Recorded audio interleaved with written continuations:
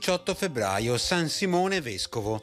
È il 49esimo giorno dell'inizio dell'anno, ne mancano 316 al termine. Il sole sorge alle 7.07, tramonta alle 17.42.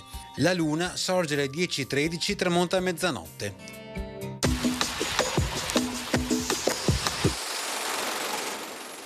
Nella sua casa in Corte Rotta a San Severo muore all'età di 85 anni il celebre architetto Baldassarre Longhena, autore tra l'altro della Basilica della Salute, dei palazzi Pesaro e Rezzonico sul Canal Grande e del Duomo di Chioggia.